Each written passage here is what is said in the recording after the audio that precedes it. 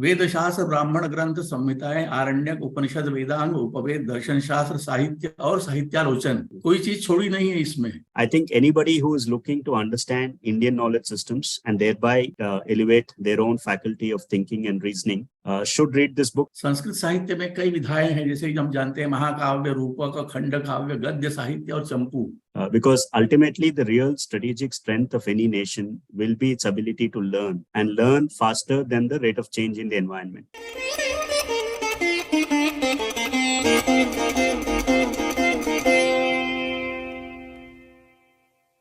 नमस्ते, संगम टॉक्स की तरफ से मैं रुचि श्रीमाली आप सभी का आज की वार्ता में स्वागत करती हूं। आज के हमारे वक्ता हैं डॉक्टर शंकर नेने, पांडुलिपि शास्त्रज्ञ डॉक्टर शंकर नेने। प्राचीन भारतीय ज्ञान परंपरा में विज्ञान तथा प्रौद्योगिकी के विविध विषयों में कार्य कर चुके हैं। इस क्षेत्र में इनकी कई पुस्तकों का प्रकाशन हो चुका है। आज की हमारी इस वार्ता का संचालन करेंगे राघव कृष्णा जी। वो वर्तमान में सांस्कृतिक कहानी कहने, IKS केंद्रित शिक्षा, सार्वजनिक नीति और नेतृत्व विकास पर ध्यान देने के साथ साथ बृहद कल्चरल क्रिएटिव्स और बृहद एजुकेशनल ट्रस्ट के सह संस्थापक और CEO भी हैं। आज का जो हमारी वार्ता है उसका विषय है प्राचीन भारतीय ज्ञान परंपरा। तो आइए प्राचीन भारतीय ज्ञान परंपरा के बारे में कुछ जानने के लिए और डॉक्टर शंकर नेने के कार्यों को समझने के लिए हम आज की वार्ता प्रारंभ करते हैं। सभी को प्रणाम, सभी को welcome. It's an honor to actually get to speak with somebody who is so illustrious in the field of Indian knowledge systems. And I mentioned this in a public post yesterday.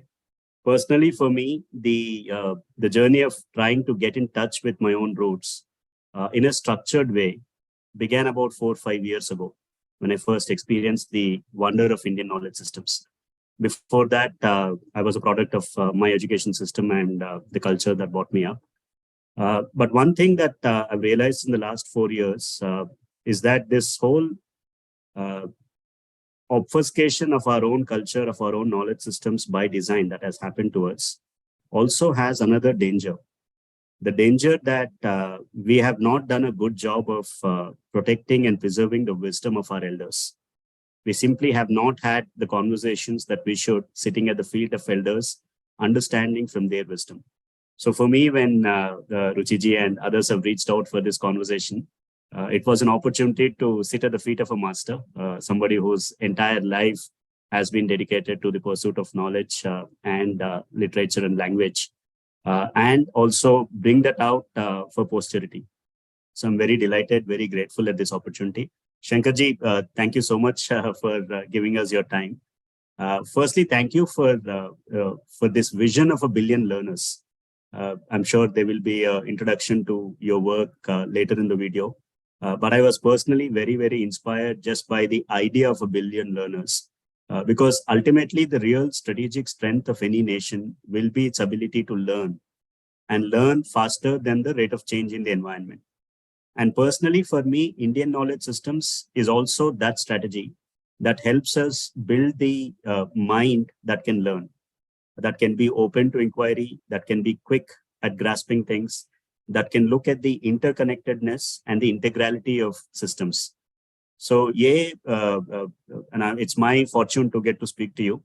I went through the book and very quickly I will provide a quick high-level view for our viewers of what I have learned and what I've taken away in 3 simple points.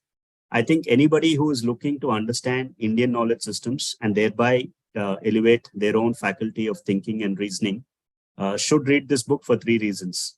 One, it gives you a structured and a well-documented and well-laid out development over a timeline of our knowledge systems and the different elements of that. Secondly, it gives you a very beautiful structure and the explanation for why knowledge is organized the way it is. जब हम Indian knowledge systems की बात करते हैं, एक Indian है, knowledge है और systems है. Systems because it has been organized in a way that can be transmitted, learned, and internalized. I think this book gives us the architecture for that. And third is, I think, the emphasis on the integration, not just with science, but all of contemporary Western knowledge systems. So it gives you a vision that our knowledge today cannot be isolated. Any pursuit of truth should be combined with pursuit of exposition on the world itself. So these three things I found to be very, very helpful in pursuing the book. But I would first like to ask Shankarji to explain to us his vision and his lifetime's work, and also give us an overview of the book itself. नमस्कार। संगम talks के सभी आयोजकों को अनेक धन्यवाद, जिनकी वजह से मुझे इस मंच पर बोलने का अवसर प्राप्त हुआ है। बिलियन लर्नर्स की संचालिका मनीषा साठे के प्रति मेरी कृतज्ञता की भावना संप्रेषित करना चाहता हूं, जिन्होंने मेरी पुस्तकों के ई संस्करण के प्रकाशन के उपक्रम को सफल बनाने के लिए कठिन परिश्रम किया है। अब राघवन जी ने पूछा, जो राघव कृष्ण जी ने, उसके ऊपर मैं आता हूँ। इतने साल इस क्षेत्र में बात करने और बात सुनने के बाद मेरे दिमाग में यही आया कि न तो वैज्ञानिक परंपरा जो है वो परिपूर्ण है और न अपनी परंपरा परिपूर्ण है। इन दोनों का सामंजस्य होना बहुत जरूरी है। देखिए, दोनों में ही यह क्या है, यह कैसे है, यह क्यों होता है, इस तरह के आत्मधर्मी प्रश्नों के उत्तर देने का प्रयास किया गया है। ये दोनों में मिलता है। परंतु भारतीय चिंतन परंपरा में इसके अतिरिक्त को हम, सो हम, वो कौन है, कुतस्म जाता, कुछ संप्रतिष्ठा, इस तरह के प्रश्न जो हैं वो विज्ञान नहीं दे सकता। इस तरह के प्रश्नों का उत्तर हम अध्यात्म से प्राप्त कर सकते हैं, जिसमें भारतीय ज्ञान परंपरा महत्वपूर्ण है। इसी प्रकार से माने ये तो बात हुई कि हमारी परंपरा अच्छी है मतलब, लेकिन अब इसमें देखिए एक चीज बताना चाहता हूं मैं कि सब चीजें हैं, कौन है, कहाँ है, कैसे है, इन सब का उत्तर हम देते हैं, लेकिन कितना है, मतलब साइंस ऑफ क्वांटिफिकेशन जिसे कहते हैं, जिसे संस्कृत में इयत्ता शास्त्र कहा जाता है, उसके बारे में हम कहीं भी किसी भी ग्रंथ में उल्लेख इसका नहीं है। आयुर्वेद में आप देखेंगे कि अभी भी गांव वगैरह में जो वैद्य होते हैं वो कहते हैं कि एक चिमटी भर चूर्ण लेकर के उसमें आधी चम्मच, मतलब ये क्या है, कोई क्वांटिफिकेशन होना चाहिए ना अच्छी तरह से। तो इस तरह की हमारी जो खामी है वो अभी पूर्ण नहीं हो पाई है। यह भारतीय चिंतन में कमी है, ऐसा मैं मानता हूँ। पश्चिम से जो पुस्तकें आती हैं उसमें गणित का प्रयोग करके और प्रमेयों को बताते हैं अच्छी तरह से। हमारे यहाँ वो परंपरा अभी तक कहीं दिखाई नहीं देती है। इस अवसर पर मैं लेकिन ये बताना चाहता हूँ कि हमारी जो फिजिक्स इन एंशिएंट इंडिया पुस्तक जो है उसमें हमने इसका प्रयोग किया है। और इस संबंध में चूंकि हम बोल रहे हैं तो एक बात और मैं कहना चाहता हूं कि फिजिक्स इन एंशिएंट इंडिया के पहले 1969 में डोंगरे जी ने किताब लिखी संस्कृत में, गणित वैशेषिक सिद्धांतानाम गणितीय पद्धत्या विमर्शः, यानी उसमें हर एक सिद्धांत जो है वो वैशेषिक का उन्होंने गणित में की भाषा में प्रमेय बनाकर समझाया। ये पहली बार ऐसे हुआ है। आप फिजिक्स इन एंशिएंट इंडिया पुस्तक देखेंगे तो ये सब आपको देखने को मिलेगा उसमें। और फिजिक्स इन एंशिएंट इंडिया पुस्तक बहुत एस्टेब्लिश हो चुकी है, मतलब उसके 4 एडिशन निकल चुके हैं और नेशनल बुक ट्रस्ट जैसी संस्था उसको काफी न्याय दे रही है। मतलब तो भारतीय चिंतन में ये कमी है। भारत की प्राचीन मूल विचारधाराओं का गणितीय पद्धति से प्रतिपादन यदि किया जाए तो वह विज्ञान की कसौटी पर सही सिद्ध हो सकता है। जरूरी यह है अब कि हम श्रेष्ठ हैं, वो कनिष्ठ हैं, ये बोली नहीं चलेगी। जरूरी यह है कि दोनों विचारधाराओं के सिद्धांतों को एकत्रित करके एक संध रूप से विचार किया जाए तो मेरी दृष्टि से एक परिपूर्ण आधुनिक पदार्थ विज्ञान यानी मॉडर्न साइंस, मॉडर्न फिजिक्स और भारतीय चिंतन का एक धड़ा ये तैयार हो सकेगा। आज वक्त की यही मांग है। बहुत धन्यवाद। आई थिंक वो विजन बहुत स्पष्ट रूप से हमें ये बुक में भी, ये पुस्तक में भी मिलता है, क्योंकि the layout and the structure and the intent of the book is very clear and very objectively laid out as well. It doesn't fall into the trap of self-edification, and at the same time it does not shrivel. It lays out things as they are, and that's very useful. Shankar ji, अगर आप ये पुस्तक के बारे में और जो जैसा पुस्तक का स्ट्रक्चर है, जैसे 4 सेक्शन है ये पुस्तक में, बिगिनिंग विद द टाइमलाइन, उसके बाद वैदिक नॉलेज का एक सेक्शन है, उसके बाद शास्त्रा का एक पूरा सेक्शन है, एंड लास्ट में आपने एक सिंथेसिस अटेम्प्ट किया, साइंटिफिक एक्सपोजिशन।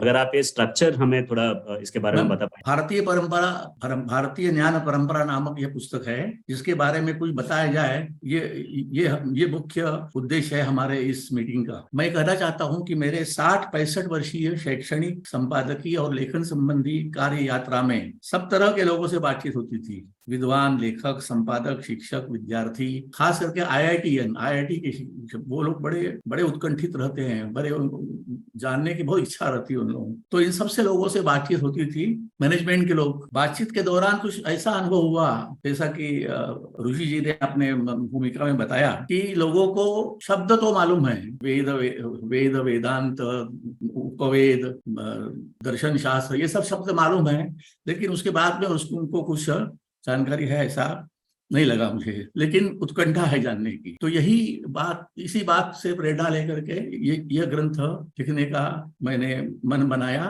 और फिर मेरे साथ 2 महिलाएं ने मुझे बहुत सहयोग किया इसमें, विभा वर्मा और क्या नाम जैसा, विभा वर्मा और वैद्य, मिसेस वैद्य, सपना वैद्य, उन्होंने इस तरह से। तो इसी मनोभाव से प्रेरित होकर मैंने यह काम करना शुरू किया। वेद शास्त्र, ब्राह्मण ग्रंथ, संहिताएं, आरण्यक, उपनिषद, वेदांग, उपवेद, दर्शन शास्त्र, साहित्य और साहित्यालोचन, कोई चीज छोड़ी नहीं है इसमें। वेद से लेकर के जितना भी संस्कृत के आयाम में आता है, उन सब का यहाँ पर यह जानकारी देने का मैंने प्रयास किया है। विशेष करके प्राचीन भारतीय शास्त्र ग्रंथों में निहित संबद्ध अवधारणाओं के साथ आधुनिक वैज्ञानिक संकल्पनाओं का तुलनात्मक तथा समन्वयात्मक। देखिए, हमारी और डॉक्टर डोंगरे के साथ मैंने सारा काम किया है। मैं ये बता देना चाहता हूँ, डॉक्टर डोंगरे बहुत बड़े फिजिसिस्ट थे, वैज्ञानिक थे, बनारस के थे, और हम दोनों ने मिलकर के इसमें 40-45 साल काम किया है। उनकी अचानक वो चले गए, मतलब, तो अब मुझ पर सारा ये बोझा पड़ा। मेरा संस्कृत के अलावा और किसी विषय से कोई संबंध नहीं है, कोई जानकारी मुझे नहीं है, तो ये सब काम मुझे करना पड़ा, मैं कर रहा हूँ। जैसा कि मैंने पहले ही बताया, भारतीय ज्ञान परंपरा में निहित ज्ञान भंडार को उजागर करने के लिए हमारा यह प्रयास रहा है। तो इसमें मैं अब उन विषयों का, जैसे कि राघव कृष्ण ने मुझे कहा है, विषयों का प्रतिपादन कर देता हूँ, मैंने उल्लेख कर देता हूँ। तो सबसे पहले हमारे वेद हैं, चारों वेद, ऋग्वेद, सामवेद, अथर्ववेद और यजुर्वेद। प्रत्येक वेद से संबंधित रचनाएं हैं, संहिता, ब्राह्मण, आरण्यक तथा उपनिषद। प्रत्येक वेद से संबंधित उपवेद हैं, आयुर्वेद, गांधर्ववेद, धनुर्वेद और अर्थ विद्या या अर्थवेद इसे कहते हैं। 6 वेदांग हैं, शिक्षा, व्याकरण, ज्योतिष, निरुक्त, कल्प, छंदस, प्रातिशाख्य भी एक चीज है। नास्तिक दर्शन, 2 तरह के दर्शन है, नास्तिक दर्शन और आस्तिक दर्शन। तो नास्तिक दर्शन 3 प्रकार के हैं, चारवाक, जिसे कि लोकायत कहते हैं, जैन उनके पहले हुए, और ये 3 नास्तिक दर्शन है, और 6 आस्तिक दर्शन है। तो और उसके बाद में फिर स्मृति या धर्मशास्त्र, इतिहास, पुराण, रामायण, महाभारत, इन सब पर संक्षेप में विचार यहाँ रखा गया है। अब संस्कृत साहित्य का थोड़ा सा मैं बता देता हूँ कि किन लोगों का मैंने वो किया है। संस्कृत साहित्य में कई विधाएं हैं, जैसे कि हम जानते हैं, महाकाव्य, रूपक, खंड काव्य, गद्य साहित्य और चंपू काव्य पर मेरा खास अध्ययन है, मैंने पीएचडी उसमें किया हुआ है, चंपू काव्य में। तो संस्कृत साहित्य में सबसे प्राचीन विधा महाकाव्य या काव्य है, जिनका मूल वाल्मीकि रामायण तथा महाभारत, ये 2 महाकाव्य हैं। पारंपरिक रूप से वाल्मीकि रामायण को विश्व की सबसे पहली काव्य कृति माना जाता है, सभी जानते हैं इस चीज को। उसके बाद अश्वघोष से लेकर के 20वीं शताब्दी तक की लगभग सारी रचनाओं पर संक्षेप में विचार किया गया है। कालिदास, भारवी, मार्ग, श्रीहर्ष, नाट्य शास्त्र के आचार्य भरत, भास, हर्ष, शूद्रक, भवभूति, विशाखदत्त, भट्ट नारायण जैसे रचनाकारों के ग्रंथों पर विचार किया गया है। वेदों से लेकर के और 20वीं शताब्दी तक के जितने लेखक संस्कृत में हुए, उन सब के बारे में चर्चा की गई है। पाश्चात्य अवधारणाओं का भी हमने थोड़ा बहुत विचार किया है। विभिन्न पाश्चात्य तथा भारतीय अवधारणाओं पर तुलनात्मक विचार करना था हमें, इसलिए हमने पश्चिमी विचारधारा का भी संक्षिप्त विवरण दिया है। यहाँ पर मैं एक बात का उल्लेख करना चाहता हूँ कि इस किताब में ये केवल गाइडेंस है, छोटी सी किताब है क्योंकि आप देखेंगे, लेकिन इस किताब में जो चीज हमने बताई है उसका विवरण हमारे पुरानी दूसरी किताबें जो है उनमें है। तो उन किताबों के बारे में भी मैं थोड़ा सा बताऊंगा आगे चल करके। तो मैंने फिजिक्स इन एंशिएंट इंडिया के बारे में हम लोगों ने बहुत कुछ सुन ही लिया, उसमें भी सारे अधिकांश विचार इसमें के आए हुए हैं। तो प्राचीन, मध्यकालीन तथा आधुनिक, इन 3 श्रेणियों में हमने पाश्चात्य अवधारणाओं को श्रेणीबद्ध करके उन पर विचार प्रकट किए हैं। विज्ञान तथा प्रौद्योगिकी के बारे में भी विचार किया गया है। इसमें भारतीय तथा पश्चिमी विचारधाराओं पर भी विचार किया गया है। अब देखिए उपनिषद कैसे ग्रीक पहुंच गई, वो देखिए उपनिषद के कुछ सिद्धांत प्लेटो और एरिस्टोटल के बीच हुए संवाद में अभिव्यक्त होते दिखाई देते हैं। मतलब मैं ये नहीं कहता कि उन्होंने उपनिषद पढ़ करके वो सिद्धांत वहां है। मैं यह मानता हूं कि दो अच्छे सिद्धांत अलग अलग जगह पर लोग बिना नकल किए, हमारे यहाँ बहुत बताते हैं कि वो चोर थे, ये था, ये सब भाषा मुझे एकदम पसंद नहीं है कि न्यूटन के अमुक यूनिवर्सिटी में ऐसा हुआ तो न्यूटन ने चुरा लिया, ऐसा कुछ भी मैं नहीं मानता। मैं यह मानता हूं कि दो अच्छी बातें अलग अलग कोनों पर लोगों के दिमाग में आ सकती है कभी भी, भिन्न भिन्न समयों में। तो पूर्व सॉक्रेटिस के पहले के काल के एक ग्रीक दार्शनिक ने कहा था, मैं अपने आप को जानना चाहता हूँ। देखिए मैं अपने आप को जानना चाहता हूँ, और हमारे यहाँ मैं अपने आप को जानना चाहता हूँ, यह तो वेदांत का सार है। आत्मानं विद्धि, अपने आप को समझो और अपने आप को जानो। सॉक्रेटिस के अनुसार अंतिम सत्य का अनुभव करना मनुष्य का प्रमुख ध्येय होना चाहिए। हमारे यहाँ भी अंतिम सत्य की खोज पर तो कितनी हजारों किताबें शायद लिखी गई होंगी। और किसी को अंतिम सत्य की खोज हुई या नहीं हुई इसके बारे में कुछ वो कह नहीं सकते। तो ये है, इस पर दर्जनों कुछ लिखी गई। सॉक्रेटिस ने जिन संकल्पनाओं का उल्लेख किया है वो अपने वेदांत की बृहदारण्यक उपनिषद में जो आत्मा व अरे द्रष्टव्य श्रोतव्यो मंतव्यो निधिध्यासितव्य, ये उक्ति जो है वो इस पर एकदम सटीक बैठते हैं उनके सारे विचार। डिटेल में जाने के पास समय नहीं है। आधुनिक विज्ञान की तुलना में प्राचीन भारत में वैज्ञानिक विचारों का क्रमिक विकास इसके बारे में चर्चा की गई है। इस प्रसंग में वैशेषिक शास्त्र, मैं बता दूं कि वैशेषिक शास्त्र का हम लोगों ने खास करके सहारा लिया है अपने विचारों को समझाने के लिए। और फिजिक्स का कंपैरिजन में फिजिक्स के साथ और हम लोगों ने पाया कि वैशेषिक शास्त्र तो एकदम फिजिक्स की ही किताब है, बहुत सारा। हाँ, आपने अनाहत अनादा की बात बहुत सारा, हाँ पूरा एकदम से। लेकिन हमारे यहाँ एक परंपरा ऐसी रही कि हर एक ग्रंथ की व्याख्या धर्मपरक या फिर अध्यात्म परक जबरदस्ती उसको उधर कभी कभी ले गए हैं। वो तो माने कोई उनके मन में कोई बुरी भावना रही हो ऐसा नहीं, लेकिन इसलिए ये जो विज्ञान पक्ष जो रहा वो उपेक्षित रह गया उसकी वजह से। तो वैज्ञानिक विचारों का क्रमिक विकास इसके बारे में चर्चा की गई। इस प्रसंग में वैशेषिक शास्त्र तथा कुछ अन्य शास्त्र ग्रंथों की वैज्ञानिक अवधारणाओं के बारे में भी विचार किया गया है। उपनिषद के कुछ सिद्धांत प्लेटो और एरिस्टोटल के बीच हुए संवाद में अभिव्यक्त होते दिखाई देते हैं, तो बताया मैंने आपको सब। हाँ, और ये फिजिक्स और फिलॉसफी का आप एक सम्मेलन या ऐसा एक comparison and fusion, that is a theme that comes to us from the book. Philosophy and physics should talk to each other. मैंने उनका वो कंपैरेटिव वो करना चाहता हूँ। हाँ। देखिए दो तीन उदाहरण दूंगा मैं। हाँ। एक तो येत्ता शास्त्र के बारे में बता दिया कि ये कंट्रास्ट की बात हो गई। हाँ। कि हमारे यहाँ येत्ता शास्त्र नहीं है, ये हमारी कमी है। मतलब सॉरी, हमारे यहाँ येत्ता शास्त्र है और आधुनिक विज्ञान में येत्ता शास्त्र है, हमारे यहाँ नहीं है ऐसा। वो तो वो हो गया।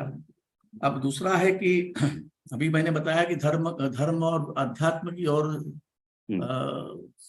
सारा जोर दिया गया, और सभी पुस्तकों का लगभग सभी पुस्तकों उन्होंने जो व्याख्या की उसको धार्मिक और आध्यात्मिक रूप से उसको जोर दिया गया। इसका परिणाम यह हुआ कि कई विज्ञान परक ग्रंथों की व्याख्या पूर्ण रूप से धर्म या आध्यात्मिक परक की गई। इसका मजबूत प्रमाण है वैशेषिक शास्त्र ग्रंथ। ऐसे अन्य कई ग्रंथ उपनिषद सहित की व्याख्या भी धर्म पर और अध्यात्म तरफ हो गई है। अब वैशेषिक शास्त्र का मैंने कहाँ किया है। वैशेषिक शास्त्र में देखिए दो तीन चीजें बता देता हूँ कि वैशेषिक शास्त्र में अभ्युदय और निश्रेयस, इन दो शब्दों की व्याख्या उन्होंने पहले के दूसरे सूत्र में की है। तो अभ्युदय और निश्रेयस का मतलब है कि माने इसी में आ जाएगा कि फिजिक्स का भी अध्ययन करना चाहिए। अभ्युदय का मतलब है लौकिक, जहाँ हम बैठे हुए हैं इस पृथ्वी पर, यहाँ की सारी जो विषय हैं या जितने विषय हमसे हो सकते हैं उन विषयों का अध्ययन करके, और तब हम इस योग्य बनते हैं कि हम निश्रेयस की ओर बढ़ें। निश्रेयस का मतलब है अंतिम ब्रह्म विद्या प्राप्त करने के बाद होने वाला जो मोक्ष होता है। तो इन सब माने जो लौकिक विषय हैं इन विषयों का अध्ययन करके हम उस मार्ग पर बढ़ने के काबिल होते हैं। तो ये तो एक फिजिक्स और अध्यात्म की बात हो गई। वैशेषिक दर्शन में भी ऐसा ही लिखा हुआ है। वैशेषिक दर्शन में सृष्टि की रचना, तो सृष्टि की रचना यहाँ पर उन्होंने वेदांत का सहारा वेदांत में कहा हुआ है कि एतस्मात् वा आकाशात् वायोः अग्निः अग्निरापः अद्य पृथ्वी पृथिव्याः औषधयः अन्नम अन्नात् पुरुषः। ये संसार के उत्पत्ति का क्रमिक विकास बताया उन्होंने कि इस तरह से संसार बनता है। और फिजिक्स में भी ऐसा ही है। खाली फर्क इतना है कि फिजिक्स वाले क्या करते हैं कि आकाश को प्री एग्जिस्टेंट मानते हैं, मतलब आकाश है और उसके बाद में। तो अब इसमें कंट्रास्ट क्या हो गया कि आप माने कॉज एंड इफेक्ट तो मानना पड़ेगा ना, कारण के बिना तो कोई कार्य हो नहीं सकता है। तो आप आकाश है ऐसा मानते हैं, तो आकाश कहाँ से आया फिर है? तो इसके लिए क्या करने की जरूरत है? इसके लिए एक ऐसी चीज की खोज आपको करनी पड़ेगी जो न तो जन्म देती है, न मरती है, और न ऐसा कोई समय जब वो वहां नहीं रहती। तो अजन्मा, अमर, अनादि और विभू, अनादि और अनंत। तो हमने पहले से ही ब्रह्म की खोज, जिसे आजकल कॉन्शियसनेस के नाम से हम जानते हैं, उसकी खोज हम हजारों साल से हमने कर रखी है। हैं? तो ये एक उसमें यह है, वैशेषिक के अनुसार एटम भी जो है वो एक से मिल करके और फिर ये विश्व का निर्माण होता है। अणु, अणु।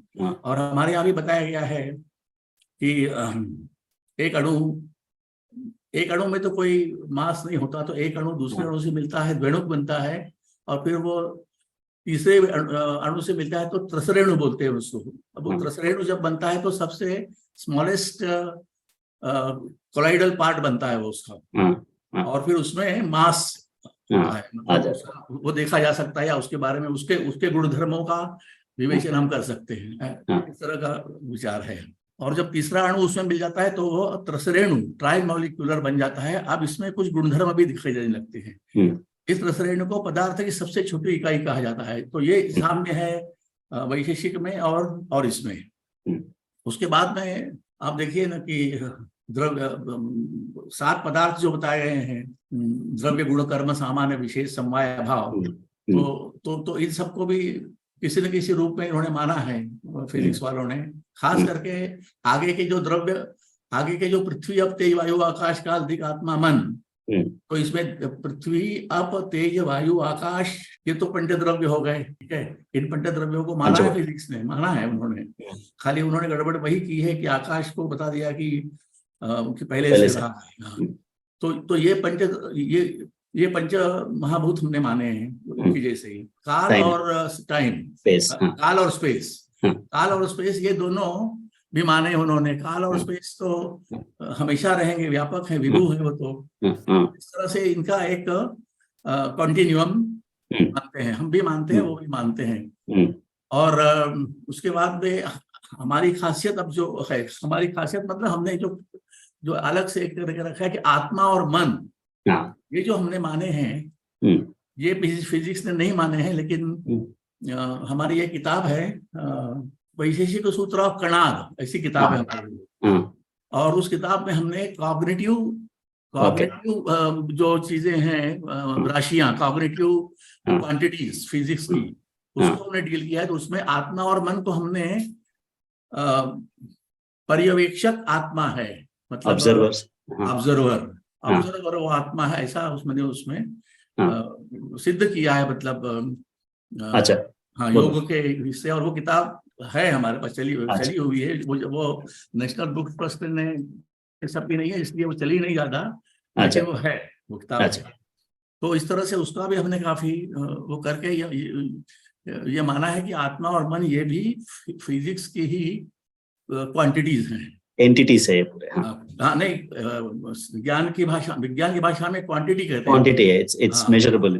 हाँ, और हाँ मेजरेबल, और क्वांटिटी के फिर जो है वो गुण धर्म सब होते हैं फिर, हाँ, है ना। तो इस तरह से है।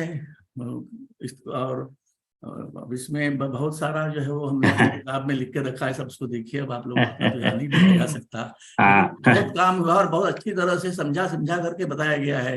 एक और उदाहरण दे देता हूँ आपको। झरोखे से मैं सूरज की किरणें खिड़की से, या झरोखा बोलते हो, झरोखे से छन करके आ रही है इधर, ठीक है, और आ रही है, तो उन किरणों में आप देखेंगे कि एक धूलिकण सब रहते हैं उसमें, रजक कण बोलते हैं उसको। तो उसमें से एक रज कण आप हाथ में ले सके अगर तो लीजिए, और उसका 60वां हिस्सा जो है वो एक परमाणु के बराबर है।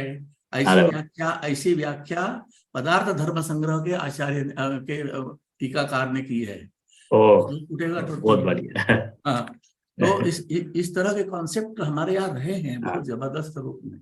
ब्यूटीफुल। और क्या चाहिए आपको? नहीं, ये तो ज्ञान का भंडार है। हम लोग तो सागर के किनारे बैठ के हम लोग देख सकते हैं इसको। हाँ, एक प्रॉब्लम जो हो गया, जो रुचि जी ने भी कहा है कि this idea that it's ancient, unfortunately it has also conjured the image of archaic. पुराना है तो उसमें कोई वैल्यू नहीं है, ऐसा एक conviction आ गया है। When we read your work, actually it is ancient but very contemporary and also futuristic. The only thing is it has to be made accessible, जैसे आपने कहा है अभी। और मैंने 3-4 एग्जाम्पल, हाँ बोलिए, सॉरी। नहीं, आपके बुक में से मुझे 3-4 एग्जाम्पल्स बहुत ही अभी मेमोरेबल बन गए। एक तो आपने ये वेव एस्पेक्ट ऑफ मैटर जो फिजिक्स में डिबेट चलता है, उसको आपने अनाहता नादा का जो कंपैरिजन में, अनाहत, और अकूस्टिक्स का जो आपने क्षणिक शब्द, हाँ, उसका आपने बहुत ही अच्छा एक्सपोजिशन दिया है। ये टेम्परेचर का भी, और टेम्परेचर का स्केल, जैसा आप मेजर के बारे में बात कर रहे थे, लिंका का जो आपने ये दिया है, शीत उष्ण और उष्ण शीत जो है उसको, हाँ, उसका जो मेजरमेंट का है, वो तो थर्मामीटर की बात कर रहे हैं, वो स्पर्श गुण का वर्णन कर रहे हैं, लेकिन वो थर्मामीटर की बात कर रहे हैं, क्योंकि वो इंस्ट्रूमेंट की बात कर रहे हैं, इंस्ट्रूमेंट की बात कर रहे हैं वो, क्योंकि टच की बात नहीं कर रहे हैं वो। उसमें उन्होंने कहा कि वो स्पर्श तो अन्य तरह का है। अच्छा, हाँ, स्पर्श त्रिविधा, उष्ण और उष्णाशीत और ऐसा कुछ है उसमें। तो तीन तरह के हैं वो, त्रिविधा ऐसा बोलते हैं। तो वो बात कर रहा है थर्मामीटर की, इनफैक्ट थर्मामीटर की। अच्छा, और ये ग्रेविटी के बारे में भी आप कनाड के सूत्रों में जो आपने उसका ये मेंशन किया है, जो गुरुत्व आकर्षण का जो आपने बात किया है, वो तो है ये ग्रेविटी, जो गुरुत्वाकर्षण है, जो वो हमारे यहाँ तो भास्कराचार्य ने, और उसके पहले ब्रह्मगुप्त वगैरह ने जो लिख के रखा है सूर्य सिद्धांत में, है ना, तो उसका सारा तो वर्णन है उसमें। आप कंपेयर भी करते हैं सूर्य सिद्धांत और केपलर्स लॉस ऑफ मोशन का। वो श्लोक मुझे याद नहीं आ रहा है, लेकिन वो कहते हैं कि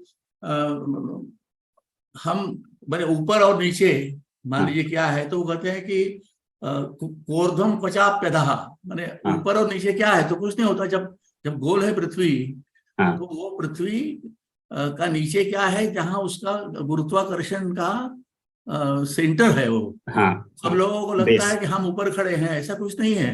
ऐसा कुछ नहीं है। और अन्य पुस्तक भी जो है इसके रिलेटेड, आप उसका भी लास्ट में हम मेंशन कर देंगे आगे कॉन्वर्सेशन में। एक तो फिजिक्स इन एंशिएंट इंडिया है, ये तो सब बहुत प्रसिद्ध किताब है ये, नेशनल बुक ट्रस्ट ने इसको छापा है।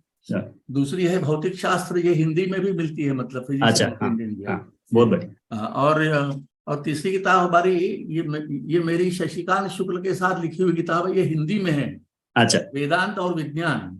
अच्छा, इसके बारे में मैं 2 मिनट आपसे बता दूं कि साइंस के किसी भी क्षेत्र में उन्होंने जो प्रतिपादन अपने सिद्धांतों का किया है, उन सिद्धांतों में जहां हमें लगा कि कुछ गड़बड़ है, उन सब सिद्धांतों को हमने करीब 50 तो होंगे इस तरह के उदाहरण, उनको हम लोगों ने इकट्ठा किया है। और उस पर हमने विचार करके अपने वेदांत की दृष्टि से उस पर हमने कमेंट की है। तो ये किताब है so this is a synthesis, जहाँ भी डिफरेंसेस है Synthesis. आप लोग स्पेसिफिक Synthesis फोकस उस पे मैं तो- करके हमारे दृष्टि से हाँ, आपने मैं तो सिंथेसिस में ही विश्वास करता हूँ। हाँ नहीं, आपका वो और हम तो श्रेष्ठ हैं, वो कनिष्ठ है, ऐसा कुछ भी नहीं। मुझे एक बात आप ये बताइए कि आज हम ये सब विचार क्यों कर रहे हैं? हाँ आज हम ये विचार इसलिए कर रहे हैं कि हमारे सामने जो उन लोगों ने जो चीजें रखी, हाँ, उसको न्यूटन के हाँ। जो है वो सिद्धांत रखे, डार्विन के सिद्धांत रखे, हाँ। ये सब हमने जब पढ़ा, ये आज का जो विज्ञान हाँ। पढ़ा हमने, तब ना हमने देखा कि अरे हमारे पुराने इसमें तो यही तो बात बताई हुई है। बिल्कुल, तो कम से कम to that extent yes they deserve the yes admiration। कि अंशोधनी शास्त्र में एक तो 3 चीजें हैं उसमें। एक तो सृष्टि कैसे पैदा हुई, मतलब कॉस्मोलॉजी का। हाँ, उसमें 12 अध्यायों में से एक ही अध्याय हमें मिल सका, वो भी हमने जाकर के वहाँ बड़ौदा से के वहाँ के जो लाइब्रेरी है वहां से लेके आए। अच्छा। एक ही अध्याय उसका अवेलेबल है और दूसरा नहीं है। उसमें सृष्टि विज्ञान है पूरा। हाँ। और उपकरण जो यूज करते थे पहले के लोग, इंस्ट्रूमेंट्स, हाँ, इंस्ट्रूमेंट्स फॉर एस्ट्रोनॉमी के लिए यूज करते थे, जैसे स्पेक्ट्रोमीटर। हाँ हाँ। तो ये एक दूसरी चीज ये है, और तीसरी चीज है अलॉय, माने अच्छा, अलग अलग तरह के उपकरण और धातु मिश्रण जिसे कहते हैं। हाँ हाँ। तो वो अल्केमी ऑफ, हाँ, अल्केमी अलग है, अल्केमी केमिस्ट्री में आता है। हाँ, रसायन। हाँ। ये जो है वो धातु मिश्रण बना करके और एक सॉलिड चीज बनाते हैं। अच्छा। और डॉक्टर डोंगरे ने, मैं बता दूं, और बहुत सुनने की वाली बात है कि डॉक्टर डोंगरे ने एक स्पेक्ट्रोमीटर बनाया। अच्छा। एक स्पेक्ट्रोमीटर बनाया जो भरद्वाज सूत्रों में लिखे हुए, मैंने भरद्वाज, ये अंशुबोधिनी में जो भरद्वाज जी ने जो सूत्र लिखे उसके आधार पर वो स्पेक्ट्रोमीटर बनाया। अच्छा। और वो अभी अवेलेबल है, देख सकते हैं उसको। तो वो इंस्ट्रूमेंट है? अच्छा। हाँ, इंस्ट्रूमेंट डेक्कर कॉलेज में रखा हुआ है वो, पुणे में।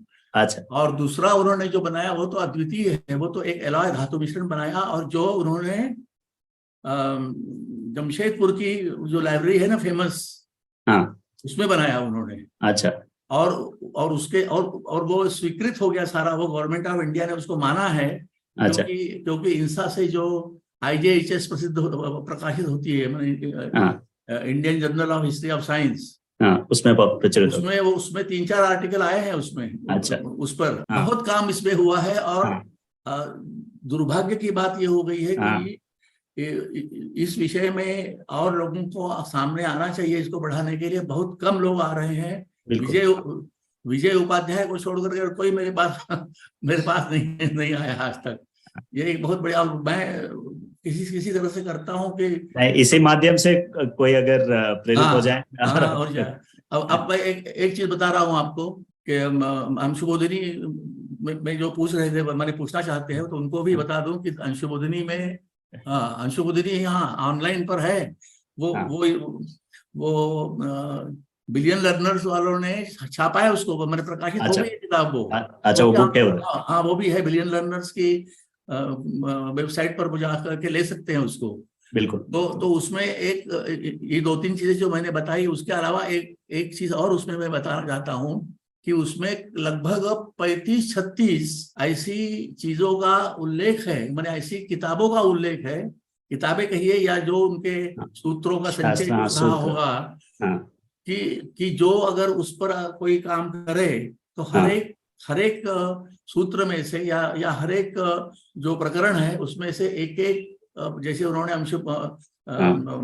स्पेक्ट्रोमीटर जैसे बनाया, उसका इंस्ट्रूमेंट अलग अलग उपकरण, 35 उपकरण बन सकते हैं। उस पर काम करने की जरूरत है। मुझे कोई आदमी नहीं मिलता, मैं चाहता हूं कि लोग अगर आए तो उनको कम से कम समझा दें। मेरी उम्र तो हो चुकी है, 82 साल का हूं मैं, तो अब कितना काम और मैं कर सकता हूँ। और दूसरी चीज ये बताना चाहता हूँ मैं कि ये सारी किताबें हमारी और कहीं अगर नहीं मिले तो बिलियन लर्नर्स की जो वेबसाइट है, उस पर सारे आने वाली डिजिटल ई-कॉपीज है, तो वो बिल्कुल वो वीडियो भी चला देंगे तो शायद लास्ट में हो जाएगा। बिल्कुल। वो श्लोक इस तरह से है कि जालांतर्गते भानौ यत् सूक्ष्मं दृश्यते रजः तस्य षष्टितमो भागो, माने 60वां हिस्सा परमाणु प्रकीर्तितः। व्याख्या की है परमाणु की, और ये पदार्थ धर्म संग्रह के व्याख्याकार उदयनाचार्य ने किया हुआ है। मतलब कम से कम 1200-1300 साल तो हो गए। मतलब तो बिलियन लर्नर्स के वेबसाइट पर ये सारी किताबें आप कहीं कहाँ मिलेगी ये तो पता नहीं, सब इसी पर मिलेगी। और आप लोगों का सपोर्ट रहेगा तो बिलियन लर्नर्स वाले और भी किताबें पब्लिश करेंगे। मेरी मेरी और भी किताबें हैं, वैसे मैंने इस पर भी काम किया है, शुल्ब सूत्र पर भी काम किया है, शुल्ब सूत्र, तो वो भी आने वाली है। बहुत बहुत धन्यवाद शंकर जी। इसके साथ ही मैं एक छोटा सा वीडियो एक दिखाना चाहूंगी यहाँ पर। जी वो वीडियो जो है सर की बुक्स के बारे में है। Hello everyone. If you want to buy a beautiful book by Dr. Nene on ancient Indian knowledge system, please go to Billion Learners website.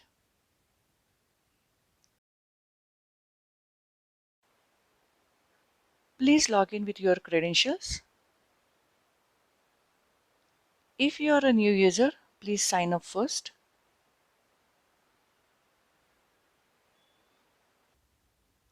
You can locate Ancient Indian Knowledge System book under courses. Please click on a shopping cart.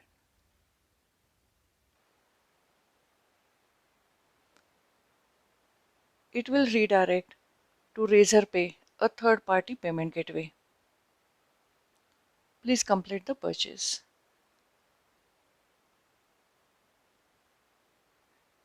Click on the title to see the details.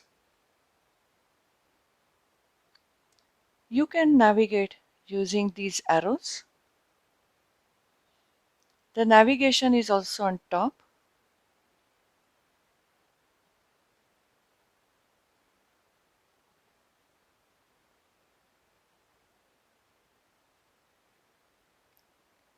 You can click on any subsection to read it.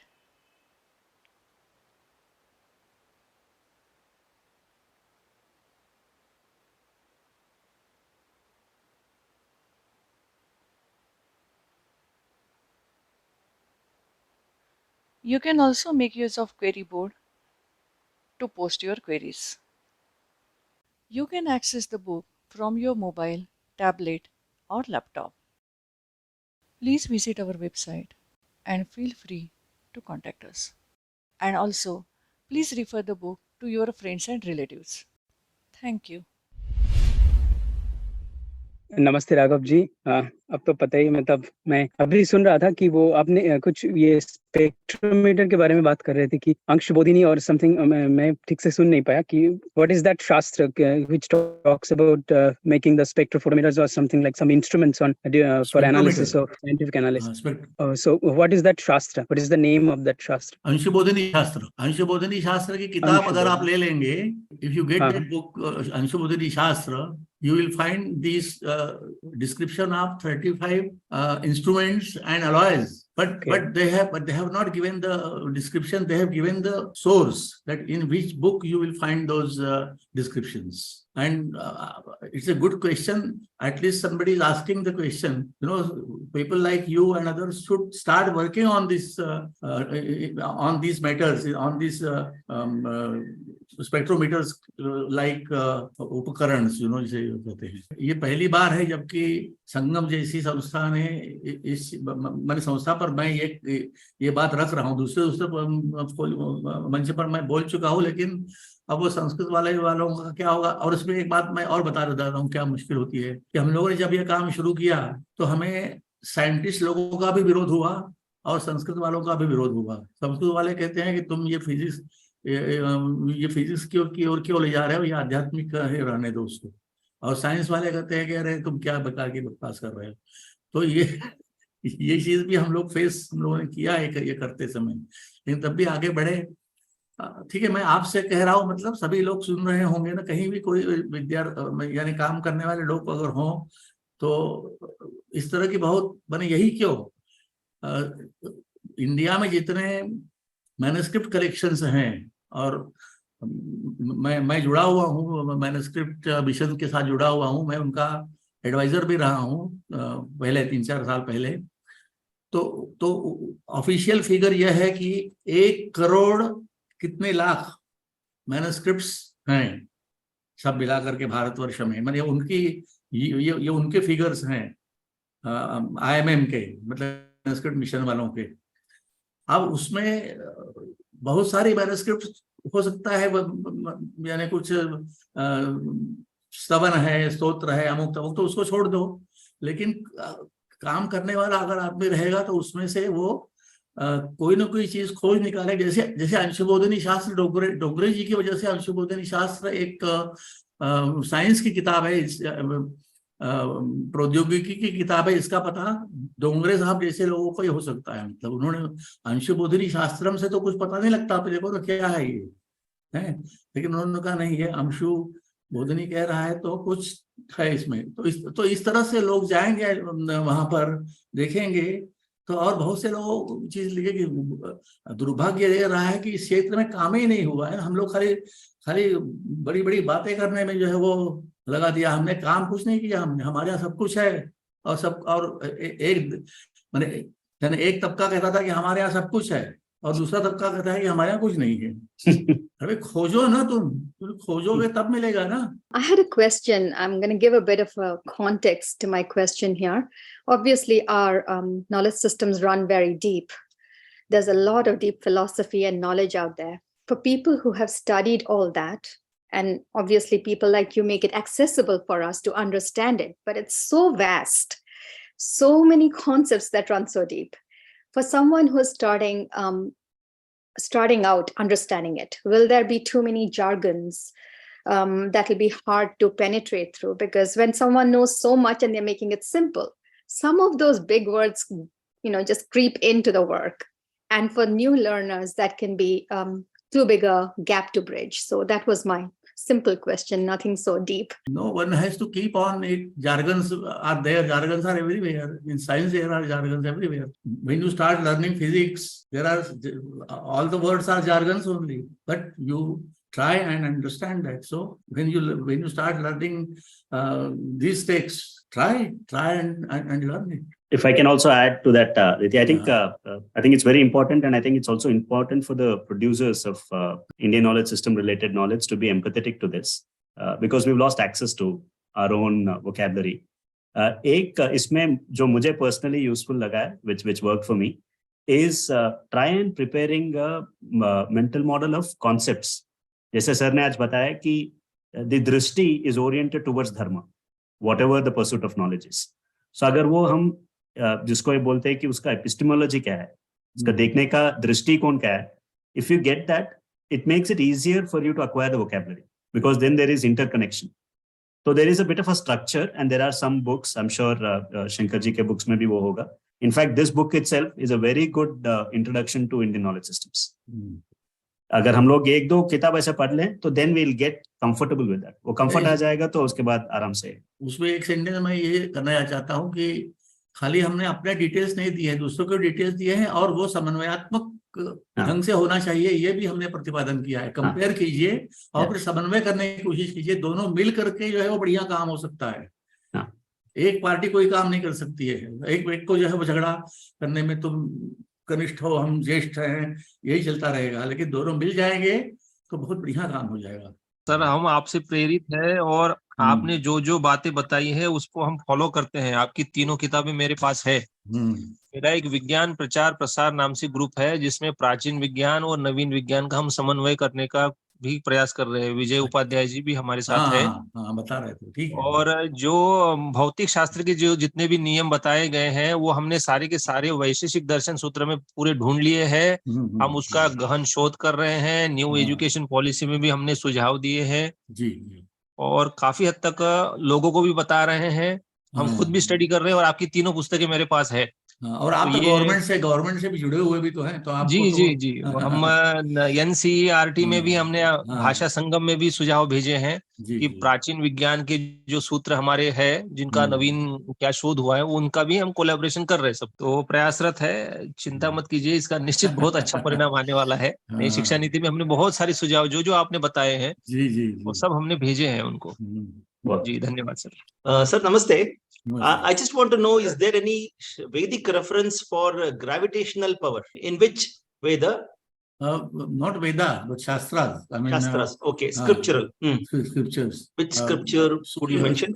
Yeah, which is that book? So, Surya Siddhanta Goladhyay. Surya Siddhanta Goladhyay.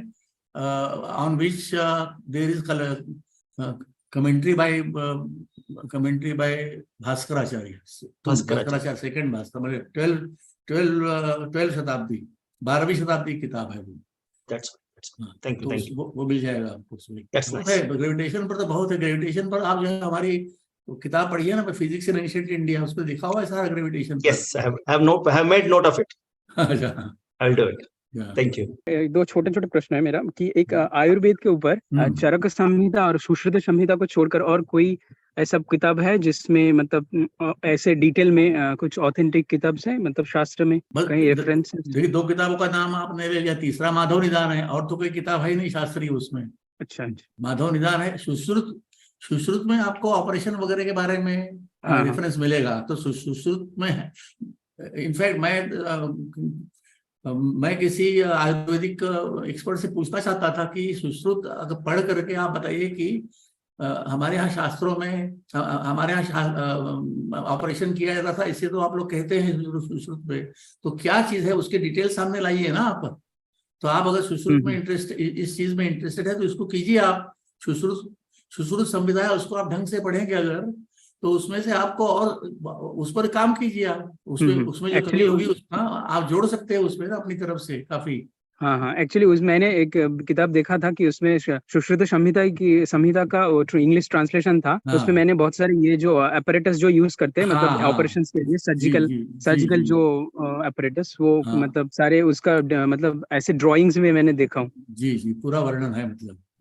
हाँ, तो और एक छोटा प्रश्न है कि ये आज का हमारा जो वैमानिक शास्त्र, जो विमान शास्त्र को लेके मतलब लोग बोलते रहते हैं कि ये बहुत नया आया है, मतलब ये पुराना कोई रेफरेंस इसका नहीं है, मतलब ये बहुत नया एडिशन है.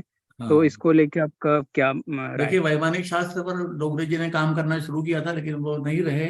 और डोंगरे, मतलब क्षमा कीजिएगा, मुझे बहुत तारीफ कर रहा हूँ, डोंगरे जी जैसी ब्रेन जो है वो मिलना मुश्किल है. अब तक उन्होंने विमान हमारे यहाँ है या नहीं है इस बात पर अपना निर्णय दे दिया होता. और मैं, जैसा कि मैंने बताया कि हम लोगों का जो तरीका है वो ये है कि जब तक हम सिद्ध नहीं करते कि ये चीज हमारे पास है, तब तक हम ये नहीं कहते कि हमारे पास ये है. तो विमान के ऊपर काम हो रहा है, काफी लोग काम कर रहे हैं. हो सकता है अगले 1 साल 2 साल में कुछ चीज सामने निकल आए. तो मैं सबसे ज्यादा खुश होने वाला व्यक्ति उसमें रहूंगा जब इसके बाद का पता लग जाएगा. तो अभी तो है नहीं, समय समझता हूँ. 2 मिनट में एक चीज का और मेंशन कर दूं मैं, अगर आप अलाउ करें तो. बिल्कुल, जी. राखी गढ़ी का नाम सुना होगा आपने. राखी गढ़ी में जो है वो जो उत्खनन हुआ, तो उसके इंचार्ज डॉक्टर वसंत शिंदे जो वाइस चांसलर रहे, उनके साथ मैंने काम किया है. और उनकी किताब जो है वो उसको मैंने एडिट किया है, मतलब वो अब अंग्रेजी में है, वो छप रही है. और उसका हिंदी संस्करण जो है मैंने किया है. तो दोनों किताबें एक साथ छपेंगी, मेरा ख्याल है 1 महीने में आ जाएंगी वो. तो उसमें तो एक बहुत बड़ी समस्या का हल है. उसमें यह है कि यानी हम शास्त्र ग्रंथों से लेकर शास्त्र ग्रंथों से खोज निकालते हैं कि यह ग्रंथ किस काल का है. काल निर्धारण के लिए बहुत मुश्किल होती है ना हमारे यहाँ. लेकिन आर्कियोलॉजिस्ट जो है वो उत्खनन से जो चीजें निकालता है तो उसकी तो कार्बन डेटिंग हो जाती है. कार्बन डेटिंग सब जगह होती है. और उन्होंने तो नरकंकाल निकाल करके उसका डीएनए निकाल करके और आज के राखी गढ़ी के आदमी से मैच कर दिया तो मैच हो गया. अब तो सारा पर्सपेक्टिव बदल गया ना. हम सोच रहे थे 4500 साल से हम वेदों का अध्ययन कर रहे हैं. अब तो 8000 साल पहले चले गए ना, क्योंकि वो जो नरकंकाल मिला वो 8000 साल पहले का है. तो वो हड़प्पा कालीन जो संस्कृति हमारी थी उसमें वो सतत चली आ रही है. बीच में जो है वो आर्य आए गए वगैरह ये सब कुछ नहीं है कुछ. हाँ, और हमने 4500 साल, ये अंग्रेजों ने क्या किया कि ये बताने के लिए कि हमारे यहाँ के लोग इस काबिल नहीं है कि वेद जैसे ग्रंथ लिख सके, इसलिए उन्होंने आर्यों की थियरी को उसमें डाला और चले गए. तो हम लोगों ने जो 8000 साल से हमारी परंपरा चली आ रही है उसमें खंड नहीं है कहीं.